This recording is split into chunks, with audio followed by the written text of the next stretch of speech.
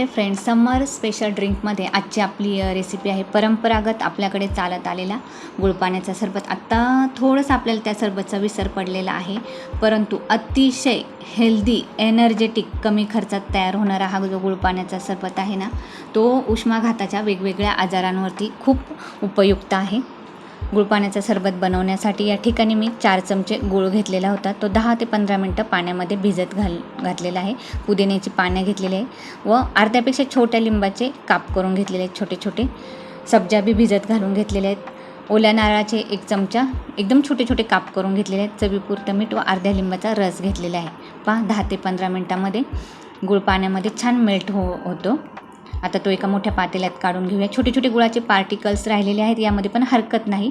आता जो लिंबूचे काप करून घेतलेले आहेत व पुदिन्याची पाने आहेत ना, ते या पातेल्यामध्ये ॲड करूया. 2 चमचे या ठिकाणी मी ओल्या नारळाचे छोटे छोटे काप घेतलेले आहेत. हे ऑप्शनल आहे नारळाचे काप वापरायचे किंवा नाही, पण एकदा तुम्ही वापरून पहा, खूप छान लागतात. सुका नारळ असला तरी चालेल. 2 चमचे लिंबू रस घेतलेला आहे मी व 2 चमचे या ठिकाणी मी सब्जा बी घेतलेलं आहे भिजवलेलं. गूळ म्हणा किंवा सब्जा म्हणा, धना म्हणा, उष्माघाताच्या आजारांवरती कमी खर्चातला अतिशय रामबाण उपाय आहे. आता चवीप्रमाणे थोडंसं मीठ घेऊया. आता अंदाजे अर्धा लिटर यामध्ये मी पाणी ॲड करते व व्यवस्थित सर्व 2 ते 3 मिनटासाठी मिक्स करून घेऊया.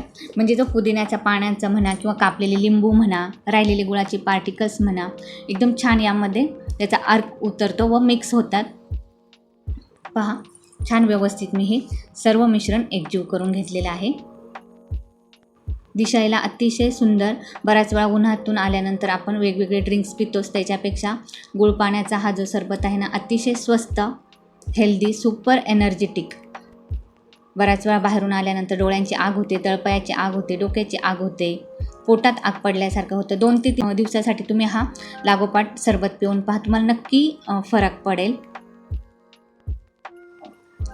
आता राहिलेले जे सब्जा बी तेही यामध्ये मी ॲड करते. लहान मुलेही हा सरबत अतिशय आवडीने पितात. गोडाचं प्रमाण तुम्ही तुमच्या आवडीनुसार कमी जास्त ठेवू शकता. शक्यतो गूळ सरबत बनवताना सेंद्रिय गूळ वापरा. सेंद्रिय गूळ पावडर वापरली तरीही चालेल. गाईज, या ठिकाणी सुपर हेल्दी, सुपर एनर्जेटिक गूळ पाण्याचा सरबत तयार आहे. नक्की ही रेसिपी तुम्ही ट्राय करा. नक्की तुम्हाला आवडेल. फ्रीजमध्ये करून ठेवले तरी 2 दिवस छान राहते. रेसिपी आवडली तर लाईक, शेअर आणि कमेंट करा. आजची आपली दुसरी रेसिपी आहे केरळचा सुप्रसिद्ध सरबत आहे ना, कुलुकी, त्याची. आपल्याकडे जसे स्ट्रीटवरती नीरा, लिंबू पाणी किंवा उसाचा रस भेटतो ना, तसेच केरळमध्ये ठेल्यांवरती, रस्त्यावरती हा सरबत आहे ना, इझिली भेटतो. तिथे हा सरबत अतिशय प्रसिद्ध आहे. हा सरबत बनवण्यासाठी मी या ठिकाणी पिकलेले लिंबू घेतलेले आहेत, पुदिन्याची पानं घेतलेली आहेत, हिरवी मिरची घेतलेली आहे. तिथे हा सरबत बनवताना जी हिरवी मिरची वापरतात ना, ती जी तिखट असते ना, ती हिरवी मिरची वापरतात. 1 चमचा मी इथं सब्जाचे बी घेतलेले आहेत. 2 चमचे साखर घेतलेली आहे व थोडंसं मीठ घेऊया. आता सर्वप्रथम हे सब्जाचे बी आहेत ना, ते व्यवस्थित मी धुवून घेते व पाण्यामध्ये भिजत घालते. 10 ते 15 मिनटामध्ये भिजतात किंवा फुलतात. उष्माघाताच्या आजारांवरती धने, सब्जाचे बी किंवा गूळ अतिशय कमी खर्चाचा रामबाण उपाय आहे. ज्यांना उष्माघाताचा त्रास आहे ना, त्यांनी धने रात्रीचे थंड पाण्यामध्ये भिजत घालायचे, सब्जाचे बी घालायचे भिजत व सकाळी हे गाळून त्याचं पाणी प्यायचं. पहा, 2 ते 3 दिवसामध्ये तुम्हाला उष्माघाताचे आजार आहेत ना, त्याच्यावरती आराम पडेल. आता लिंबू आहे ना, त्याचे छोटे छोटे काप करून घेऊया किंवा स्लाईस करून घेऊया. हे ज्या स्लाईस आहेत ना, त्या मी गार्निशिंगसाठी वापरणार आहे. त्यामुळे हे ऑप्शनल आहे स्लाईस वापरायच्या की नाही, कारण का लिंबू सध्या फार महाग आहेत.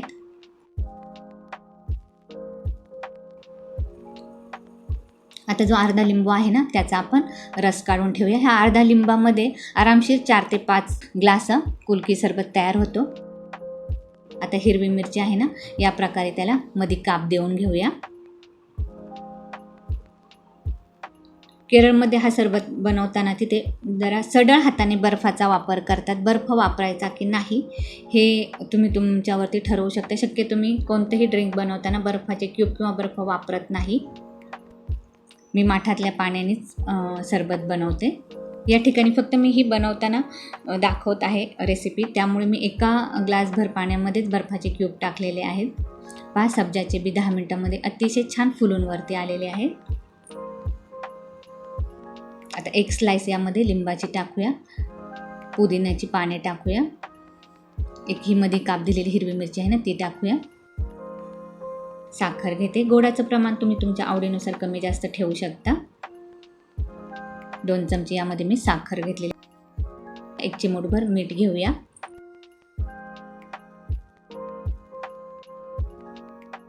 एक चमचा लिंबू रस घेतलेला आहे. थोडंसं पाणी ॲड करूया.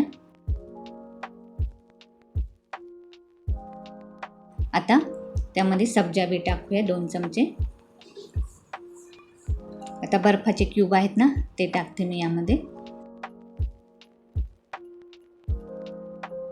आता जारचं झाकण बंद करून घ्यायचं व 1 ते 1.5 मिनिटासाठी हे सर्व मिश्रण एकदम व्यवस्थित शेक करून घ्यायचं. म्हणजे जे आहेत ना हिरवी मिरची, पुदिना, लिंबूचे स्लाईस, सब्जाचे छान असे त्या अख्ख्या पाण्यामध्ये एकजीव झालेले पाहिजे किंवा त्याचे अर्क उतरला पाहिजे. आता हा जो जारमधला सरबत आहे ना तो आपण ग्लासमध्ये सर्विंगसाठी काढून घेऊया.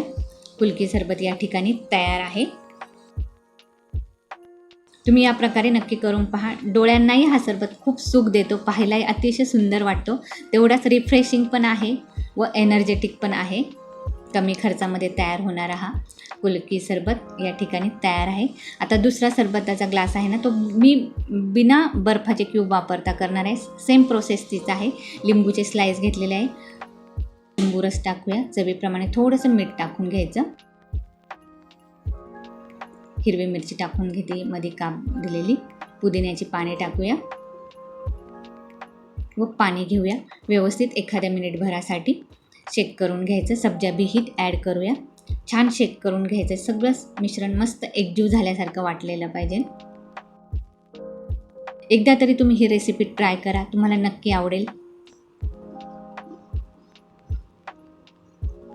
बऱ्याच वेळा मुलांना आपण बाहेरचे कंटेनरमधले पॅकिंग जे ज्यूस असतात ना ते प्यायला देतो, त्याच्याऐवजी हे घरगुती तयार होणारे गुळपाण्याचे सरबत आहे ना तो तर आपला परंपरागतच आहे. अतिशय सुपर हेल्दी, सुपर एनर्जेटिक ते ड्रिंक आहे. नक्की तुम्ही हे दोन्हीही गुळाचा सरबत व कुल्फी सरबत ट्राय करा, तुम्हाला नक्की आवडेल. गाईज रेसिपी आवडली तर लाईक, शेअर आणि कमेंट नक्की करा. लवकरच भेटूया, तोपर्यंत स्टे सेफ, स्टे हेल्दी.